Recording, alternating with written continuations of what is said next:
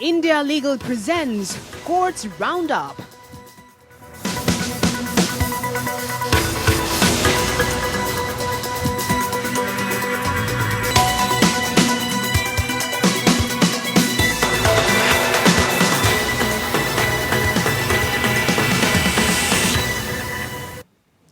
नमस्कार, courts roundup में स्वागत है आपका और मैं हूं आपके साथ नेहा दुबे। इस बुलेटिन में हम अगले आधे घंटे आपको कोर्ट से जुड़ी तमाम छोटी बड़ी खबरों से करवाएंगे रूबरू। कोर्ट की कार्रवाई और सुप्रीम कोर्ट से लेकर हाई कोर्ट्स और लोअर कोर्ट्स तक के फैसलों को रखेंगे आपके सामने। आगे बढ़ने से पहले एक नजर हेडलाइंस पर। आधार से लिंक न होने के कारण राशन कार्ड कैंसिल होने को सुप्रीम कोर्ट ने बताया गंभीर मामला, केंद्र और राज्यों से मांगा जवाब। राष्ट्रीय राजमार्ग के किनारे निर्माण के हिसाब से गड्ढे बनाए जाने की मांग के मामले पर सुप्रीम कोर्ट ने कहा ये एक अच्छा आइडिया है, किया केंद्र को नोटिस जारी। दिल्ली हाई कोर्ट ने दिल्ली दंगे मामले में ताहिर हुसैन के 4 आरोपित साथियों को दी जमानत। कोर्ट ने पुलिस पर भी उठाए कई सवाल। कर्नाटक हाई कोर्ट ने राज्य से स्कूलों में मिड डे मील फिर से शुरू करने का किया अनुरोध, कहा भूखे पेट नहीं हो सकती है पढ़ाई।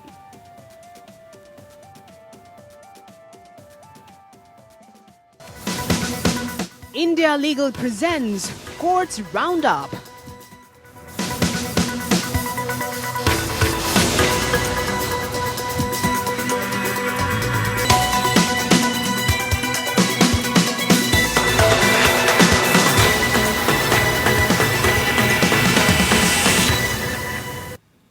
सुप्रीम कोर्ट ने केंद्र सरकार द्वारा आधार कार्ड के साथ गैर लिंकिंग के कारण 3 करोड़ राशन कार्ड रद्द करने और इससे होने वाली भुखमरी से मौतें होने का आरोप लगाने वाली याचिका पर केंद्र सरकार से जवाब मांगा है।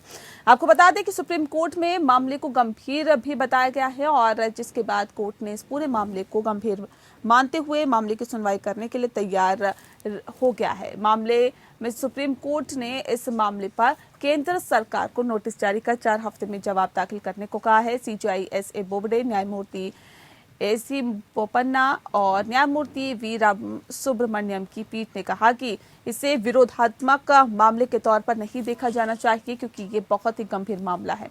सुनवाई की शुरुआत में याचिकाकर्ता कोयली देवी की ओर से पेश हुए वरिष्ठ वकील कोलिन गोंजाल्सविर ने कहा कि याचिका एक बड़े मामले को उठाती है। सीजेआई बोबडे की अगुवाई वाली 3 जजों की बेंच ने राष्ट्रीय खाद्य सुरक्षा अधिनियम के तहत सभी को भोजन सुनिश्चित करने के लिए शिकायत निवारण तंत्र के कार्यान्वयन के मुद्दे पर दायर जनहित याचिका पर सुनवाई करते हुए निर्देश जारी किया। इस याचिका में कहा गया कि भुखमरी से हुई मौतों के लिए जन वितरण प्रणाली के जरिए मिलने वाला राशन देने से इनकार करना है।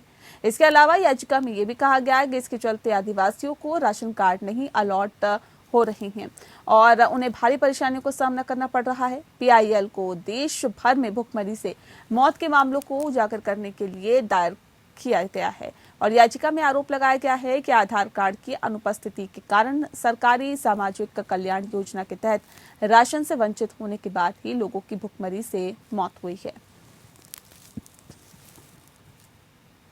वहीं सुप्रीम कोर्ट ने राजमार्ग और अन्य रोडवेज के निर्माण योजना में सभी सार्वजनिक उपयोगिताओं के लिए सरकार को अनिवार्य रूप से सामान्य प्रतियोगिता नलिका उपलब्ध कराने के लिए सरकार को निर्देश देने के लिए दायर याचिका में नोटिस जारी किया है। सीजेआई बोबडे, न्यायमूर्ति बोपन्ना और न्यायमूर्ति रामा सुब्रमण्यम की 3 न्यायाधीश पीठ ने 4 सप्ताह में नोटिस का जवाब देने का आदेश जारी किया है, जिसमें याचिका में सड़क परिवहन और राजमार्ग मंत्रालय द्वारा जारी 2016 के दिशा निर्देशों को लागू करने के बारे में भी निर्देश मांगा गया है। याचिका में ये सुनिश्चित करने के लिए दिशा निर्देश मांगे गए हैं कि सभी सार्वजनिक उपयोगिता सेवा प्रदाता अनिवार्य रूप से सुविधाओं का उपयोग करें और अनावश्यक रूप से रोडवेज की फिर से खुदाई या गड्ढा खोदने से बचे। वर्तमान पीआईएल को बड़े बुनियादी ढांचा परियोजनाओं के निर्माण योजना में सभी उपयोगिताओं के लिए राजमार्गों के साथ आम उपयोगिता नलिका या उपयोगिता गलियारों को अनिवार्य रूप से बनाने के लिए प्रासंगिक अधिकारियों की विफलता को अदालत के ध्यान में लाने के लिए दायर किया गया है।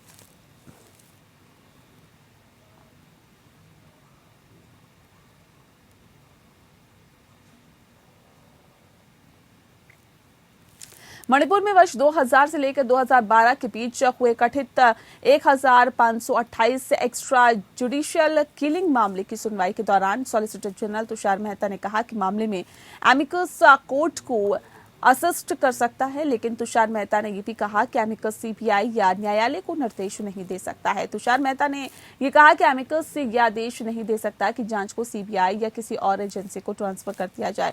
यह अधिकार केवल जज के पास निहित है। सुप्रीम कोर्ट ने सॉलिसिटर जनरल के आग्रह पर कोई आदेश देने से मना किया है, जिसमें उन्होंने एमिकस की सीमा तय करने की मांग की थी। कोर्ट ने कहा कि इस मामले पर बाद में विचार किया जाएगा। वहीं बेंच ने एसआईटी के अधिकारियों को समय समाप्त होने के कारण उनको रिलीज किए जाने का आदेश जारी करते हुए कहा कि सरकार उनके जाने की वजह से खाली हुए पदों को जल्द से जल्द भरे। दरअसल एनएचआरसी में वरिष्ठ पुलिस अधीक्षक महेश भारद्वाज को जांच के लिए बनी एसआईटी से मुक्त करने की मांग को मानते हुए केंद्र सरकार को जल्द ही नई नियुक्ति करने का आदेश दिया है। मणिपुर में गैर न्यायिक मौत मामले की जांच के लिए गठित एसआईटी का हिस्सा थे महेश भारद्वाज, और ऐसे में इस मामले में सुप्रीम कोर्ट एनएचआरसी की याचिका पर सुनवाई कर रहा था, जिसमें मणिपुर में हुए एक्स्ट्रा जुडिशियल किलिंग मामले की जांच के लिए बनी एसआईटी में वरिष्ठ पुलिस अधीक्षक महेश भारद्वाज को एसआईटी से मुक्त करने का अनुरोध किया गया था।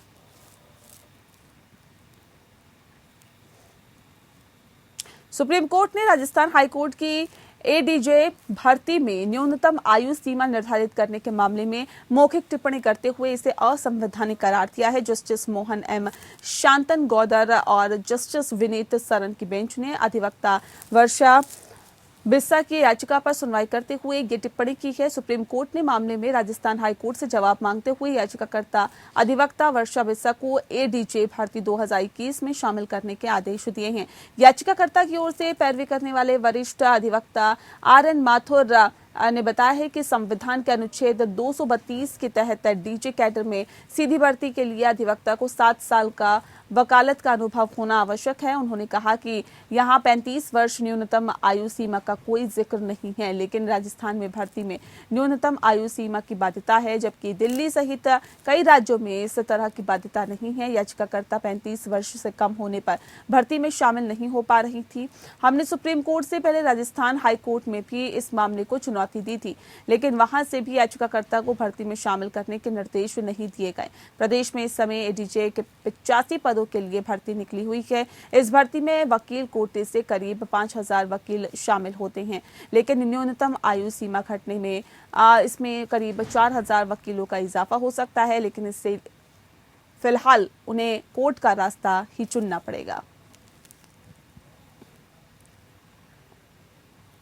सुप्रीम कोर्ट ने पाया कि दंड प्रक्रिया संहिता की धारा 167 के तहत निर्दिष्ट जांच की समय अवधि को यूएपीए अपराधों के लिए पूरक आरोप पत्र दायर करने की मांग करके बढ़ाया नहीं जा सकता है। न्यायमूर्ति संजय किशन कौल और न्यायमूर्ति आर सुभाष रेड्डी की पीठ ने फखरे आलम को, जो यूएपीए अधिनियम की धारा 18 के तहत आरोपी था, डिफॉल्ट जमानत देते हुए दोहराया कि सीआरपीसी की धारा 167(2) के पहले प्रोविजो के तहत डिफॉल्ट जमानत एक मौलिक अधिकार है और ये केवल एक अवैधानिक अधिकार नहीं है।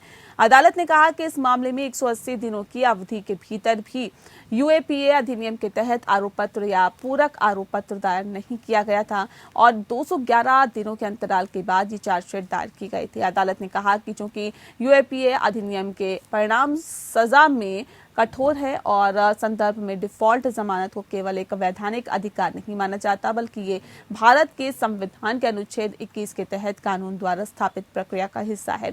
इस मामले में अभियुक्त द्वारा उठाई गई एक और दलील ये थी कि मुख्य न्यायिक मजिस्ट्रेट लखनऊ चार्जशीट दाखिल करने के लिए 180 दिनों की अनुमति नहीं दे सकता था, क्योंकि यूएपीए अधिनियम के तहत अपराधों के संबंध में अधिकार क्षेत्र जो मामले एनआईए को सौंपे जाते हैं।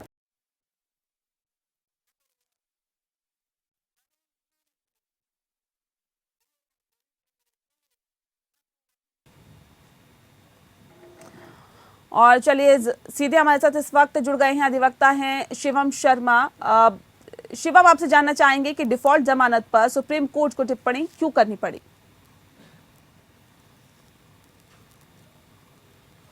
शिवम, आवाज मिल पा रही है आपको?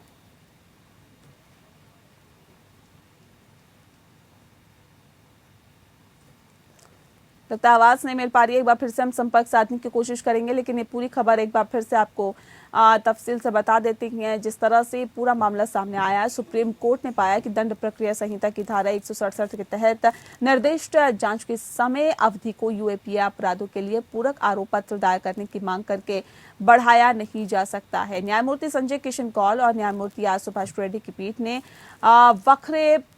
फखरे आलम की जो यूएपीए अधिनियम की धारा 18 के तहत आरोपी था, डिफॉल्ट जमानत देते हुए दोहराया कि सीआरपीसी की धारा 167(2) के पहले प्रोविजो के तहत डिफॉल्ट जमानत एक मौलिक अधिकार है।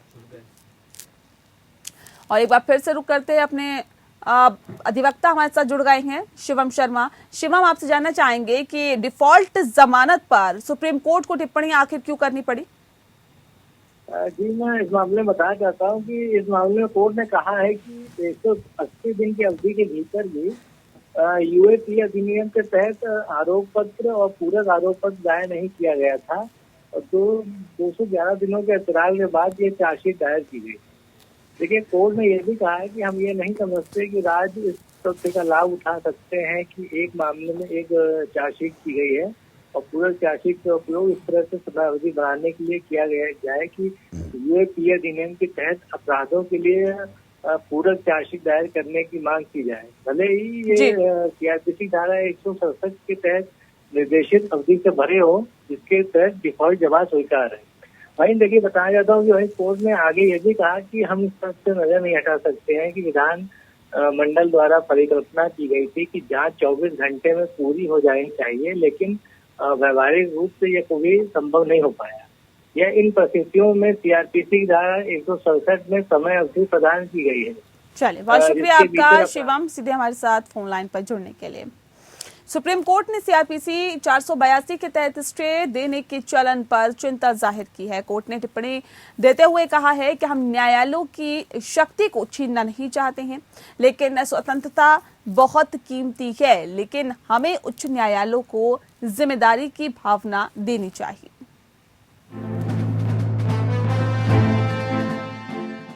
सुप्रीम कोर्ट ने देश भर में उच्च न्यायालयों में बढ़ती उस चलन के बारे में चिंता व्यक्त की जो अंतरिम राहत देने के लिए रिट याचिका या आपराधिक कार्यवाही को रद्द करने के लिए सीआरपीसी की धारा 482 के तहत एक लंबित याचिका पर रोक के तौर पर अंतरिम राहत या कठोर कार्यवाही न करने के आदेश दे रही हैं।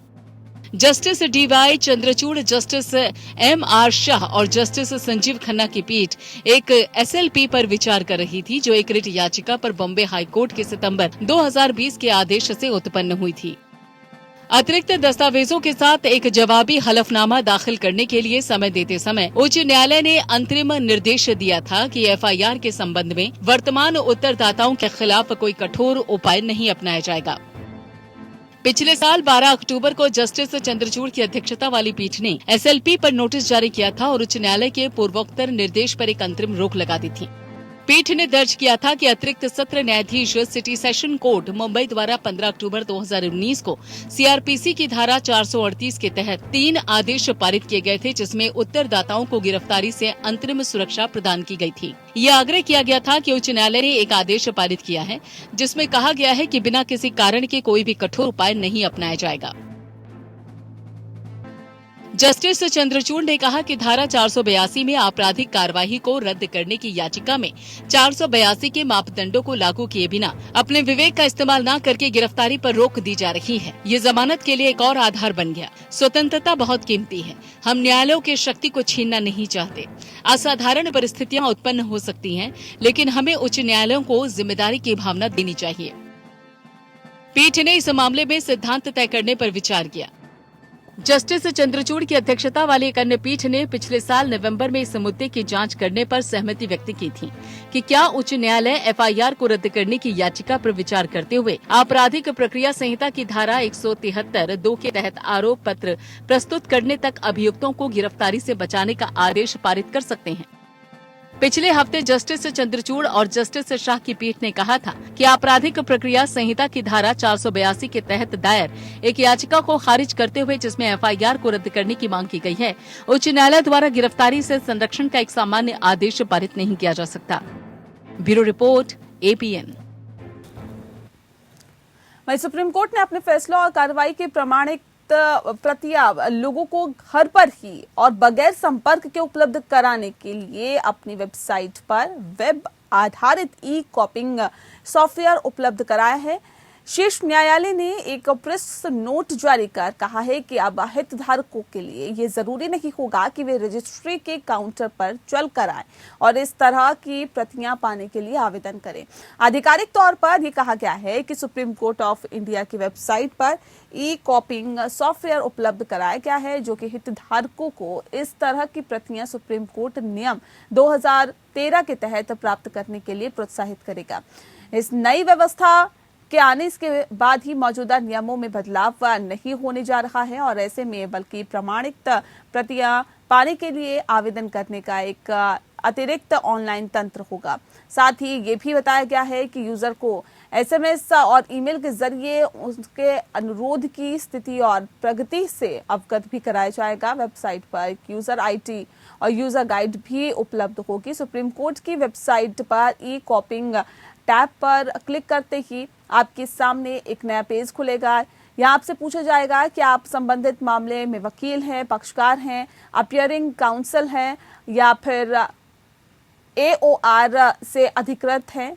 इसमें से कोई भी ऑप्शन चुनने के बाद आपका फोन नंबर पूछा जाएगा। बताया गया कि संबंधित के आवेदन पर उसे ईमेल आईडी पर ही कार्रवाई की कॉपी दी जाएगी। आवेदन करने वाले शख्स को मैसेज के जरिए उसके आवेदन की स्थिति के बारे में जानकारी मिल सकेगी। दिल्ली हाईकोर्ट ने उत्तर पूर्वी दिल्ली में हुए दंगों के मामले में ताहिर हुसैन के 4 आरोपित साथियों को जमानत दे दी है। इसके अलावा न्यायमूर्ति सुरेश कुमार कैत की पीठ ने पुलिस पर भी कई गंभीर आरोप लगाए हैं।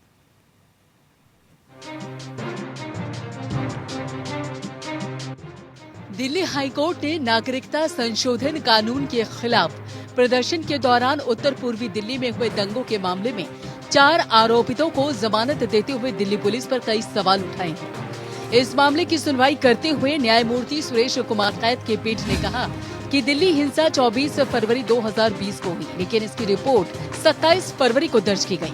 इसके साथ ही पीठ ने कहा कि आरोपितों के खिलाफ बयान देने वाले चश्मदीदों ने न तो घटना के दौरान PCR कॉल की और न ही DD एंट्री दर्ज कराई है। यही नहीं, पीठ ने इस मामले में एक अन्य चश्मदीद पुलिसकर्मी संग्राम के बयान पर भी सवाल उठाए। पीठ ने कहा कि सिपाही का बयान रिकॉर्ड किया गया, लेकिन कोर्ट ये समझने में नाकाम है कि कानून व्यवस्था की बेहतर समझ के बाद भी पुलिसकर्मी न तो PCR कॉल की और न ही इसकी DD एंट्री ही दर्ज कराई है। यही नहीं, न्यायमूर्ति सुरेश कुमार कैत की पीठ ने कहा कि दिल्ली हिंसा के मुख्य आरोपित ताहिर हुसैन की कॉल रिकॉर्ड भी याचिकाकर्ताओं से मेल नहीं खाती। दिल्ली हाईकोर्ट ने दिल्ली दंगों के मामले में ताहिर हुसैन के 4 आरोपी साथियों लियाकत अली, इरशाद अहमद, अरशद कयूम उर्फ मोनू और गुलफाम उर्फ VIP को 20-20 हजार के निजी मुचलके पर जमानत दी है। इसके साथ ही कोर्ट ने कहा है कि घटना में शामिल होने के संबंध में इनमें से किसी के भी खिलाफ कोई CCTV फुटेज, वीडियो क्लिप और फोटो भी पुलिस द्वारा पेश नहीं किया गया। इसके अलावा पीठ ने कहा कि याचिकाकर्ता आरोपियों को लंबे समय तक सलाखों के पीछे नहीं रखा जा सकता और ट्रायल द्वारा उनके खिलाफ लगाए गए आरोपों की सत्यता को जांचा जा सकता है। न्यायमूर्ति सुरेश कुमार कैत की पीठ ने जमानत पाने वाले 4 आरोपियों को लेकर कहा कि वे प्रत्यक्ष या अप्रत्यक्ष रूप से न तो गवाहों को प्रभावित करेंगे और न ही सबूतों से छेड़छाड़ करेंगे। बता दें कि 24 फरवरी 2020 में हुए दिल्ली दंगे में 53 लोगों की मौत हुई थी। वहीं इस दौरान 200 से अधिक लोग घायल हो गए थे। Bureau report, APN। Delhi high court की एकल न्यायाधीश की पीठ ने कहा है कि कोर्ट वाणिज्यिक उड़ानों में यात्रियों द्वारा ठीक से मास्क नहीं पहनने के मुद्दे पर कोर्ट की ओर से लिए गए स्वतः संज्ञान मामले में नागरिक उड्डयन महानिदेशालय या DGCA द्वारा उठाए गए कदमों से बेहद संतुष्ट है। कोर्ट ने के पूर्व से ही निर्देश पर DGCA की ओर से उठाए गए कदमों और सुरक्षा उपायों के बारे में बुधवार को आए DGCA के लिखित जवाब पर ये टिप्पणी की है। न्यायमूर्ति हरिशंकर ने एयर इंडिया की फ्लाइट में कोलकाता से दिल्ली यात्रा करते समय देखा कि ज्यादातर यात्री मास्क पहनने के लिए अनिच्छा दिखा रहे हैं और मास्क से अपने नाक और मुंह को ठीक से नहीं ढक रहे हैं।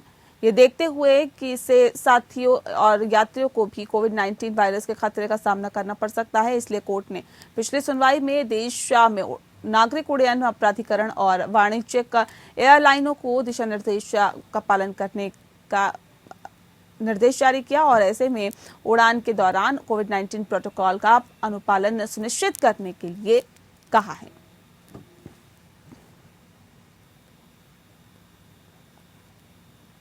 खाड़ी देश सऊदी अरब में एक भारतीय हिंदू शख्स को मुस्लिम समझकर दफना दिया गया और जब ये मामला दिल्ली हाईकोर्ट के सामने पहुंचा तो कोर्ट ने विदेश मंत्रालय को तुरंत निर्देश दिया कि उस शख्स के अवशेषों को जमीन से निकाला जाए और उसकी पत्नी को सौंपा जाए।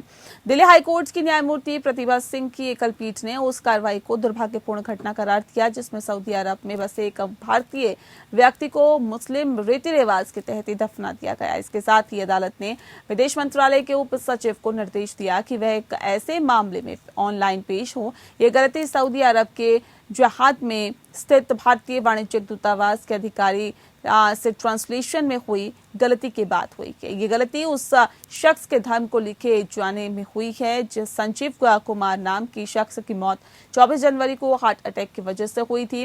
संजीव का परिवार हिंदुस्तान में उनके अंतिम संस्कार के लिए शव का इंतजार करता रहा, लेकिन वहां सऊदी में संजीव के डेथ सर्टिफिकेट में उनका धर्म हिंदू की जगह मुस्लिम हो गया और उन्हें वहीं पर दफना दिया गया। जब इसकी जानकारी परिवार को हुई तो उन्होंने शव की मांग की।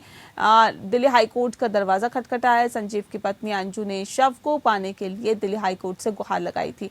जस्टिस प्रतिभा एम सिंह की बेंच ने अंजू की याचिका पर सुनवाई करते हुए विदेश मंत्रालय को निर्देश दिया कि संजीव के अवशेषों को वापस लाने के लिए जरूरी कदम उठाए जाएं। अदालत ने कहा कि ये बहुत ही दुर्भाग्यपूर्ण है कि एक पत्नी अपने पति के शव को पाने के लिए जनवरी से अधिकारियों से गुहार लगा रही थी, लेकिन उसकी सुनवाई नहीं हुई।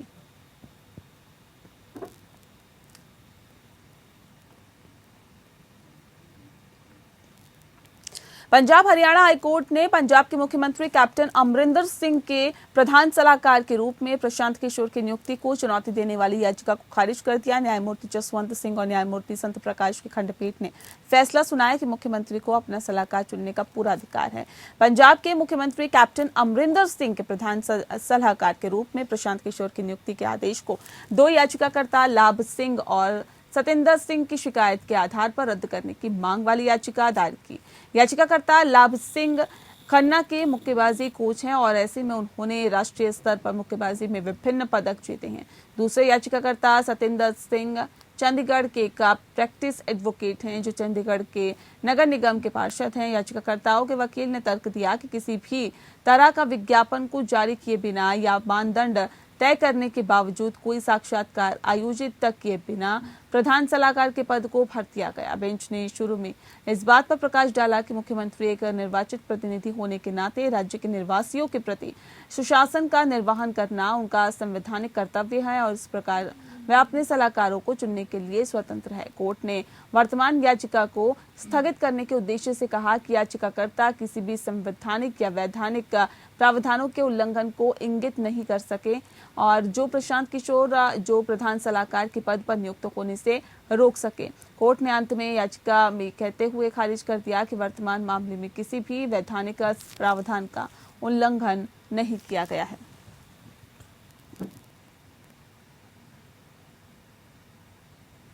कर्नाटक हाईकोर्ट ने मिड डे मील फिर से शुरू करने के लिए राज्य सरकार से अपील की है। कोर्ट ने कहा है कि बच्चों को खुराक मिलना जरूरी है, बच्चे भूखे पेट पढ़ाई नहीं कर सकते हैं। सुनवाई के दौरान कोर्ट ने कहा कि आर्टिकल 21A के तहत शिक्षा का अधिकार एक मौलिक अधिकार है, ऐसे में मिड डे भोजन का प्रावधान एक मौलिक अधिकार होता है।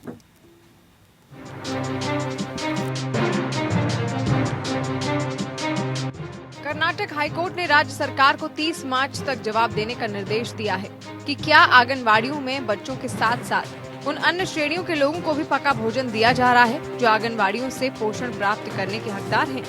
राज्य को इस बारे में भी जवाब देना है कि क्या 6वीं कक्षा से 8वीं कक्षा तक स्कूल आने वाले बच्चों को मध्याह्न भोजन उपलब्ध कराया जाता है और इस संबंध में क्या कदम उठाए जा रहे हैं। न्यायमूर्ति बीवी नागरथना और न्यायमूर्ति NS संजय गौड़ा की खंडपीठ ने ये निर्देश उस समय जारी किए जब राज्य सरकार की तरफ कोर्ट को सूचित किया गया कि 10 अप्रैल तक बच्चों को सूखा राशन उपलब्ध कराने का प्रावधान किया गया है और मिड डे मील को फिर से शुरू करने के लिए केंद्र सरकार की तरफ से दिए जाने वाले निर्देश का इंतजार कर रहे हैं। सुनवाई के दौरान पीठ ने मौखिक रूप से कहा कि आर्टिकल 21A के तहत शिक्षा का अधिकार एक मौलिक अधिकार है। ऐसे में मध्याह्न भोजन का प्रावधान एक मौलिक अधिकार बन जाएगा, क्योंकि आप उन्हें खाली पेट पढ़ाई करने के लिए नहीं कह सकते हैं। हालांकि ये एक योजना के रूप में है, अंततः हमें इसे मौलिक अधिकार बनाना होगा। कोई भी भूखे पेट पढ़ाई नहीं कर सकता है। सुनवाई के दौरान राज्य सरकार ने अदालत को सूचित किया कि कई इलाकों में कोविड-19 के मामलों में वृद्धि के कारण उन इलाकों के स्कूलों में मध्याह्न भोजन योजना शुरू नहीं की गई है। ये वो इलाके हैं जहां या तो मामले लगातार बढ़ रहे हैं या फिर जो इलाके केरल कर्नाटक की सीमाओं से सटे हैं। याचिकाकर्ता की ओर से पेश वरिष्ठ अधिवक्ता ने दीपिका हगतराम सहंत बनाम union of India and others मामले में सुप्रीम कोर्ट द्वारा जारी निर्देशों पर भरोसा किया और कहा कि स्कूल बंद होने पर सूखा राशन उपलब्ध कराया गया था। अब स्कूल छठी कक्षा से लेकर 8वीं कक्षा तक के छात्रों के लिए फिर से खुल गए हैं और आंगनबाड़ियों को फिर से खोल दिया गया है। पीठ ने सरकार से आग्रह किया कि वो इस मुद्दे को संबोधित करने में सक्रिय भूमिका निभाएं। याचिका में मांग की गई है कि छठी कक्षा से 8वीं कक्षा तक के छात्रों को मध्याह्न भोजन उपलब्ध कराने के लिए प्रतिवादियों को निर्देश दिया जाए, क्योंकि राज्य में नियमित स्कूल शुरू हो गए हैं। Bureau report. और चलिए इसी के साथ फिलहाल इस बुलेटिन में इतना ही। नमस्कार। India Legal presents Courts Roundup.